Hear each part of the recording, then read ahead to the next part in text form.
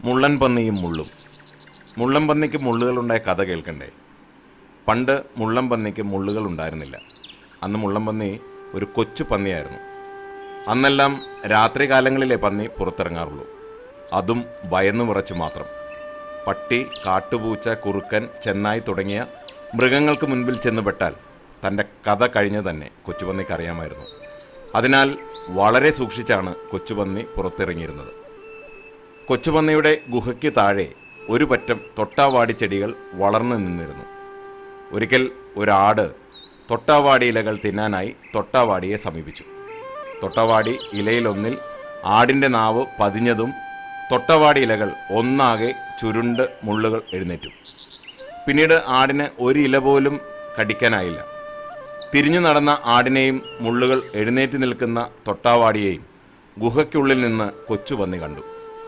അന്ന് കൊച്ചുപന്നി കരുതി, എനിക്കും ശരീരത്തിൽ മുള്ളുകൾ ഉണ്ടായിരുന്നെങ്കിൽ ഒരു ജീവിയും എന്നെ കൊന്നു തിന്നില്ലായിരുന്നു. ഒരിക്കൽ കൊച്ചുപന്നി കിഴങ്ങ് തേടി നടക്കവേ ഒരു കുറുക്കൻ്റെ മുന്നിൽ ചെന്നുപെട്ടു.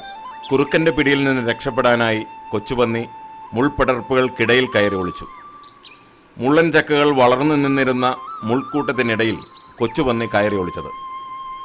വിശന്നു വലഞ്ഞ കൊച്ചുപന്നി മുള്ളൻ ചക്കയിലൊന്ന് തുരന്നു തിന്നാൻ തുടങ്ങി.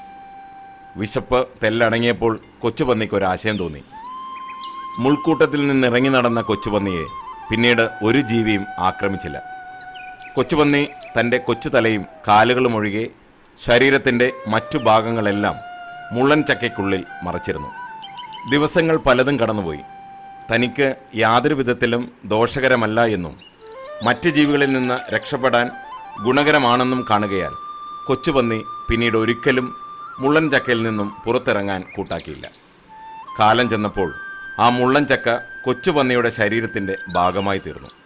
അങ്ങനെ കൊച്ചുപന്നിയെ കാട്ടിലെ മറ്റു ജീവികൾ മുള്ളൻ പന്നി എന്ന് വിളിക്കാൻ തുടങ്ങി.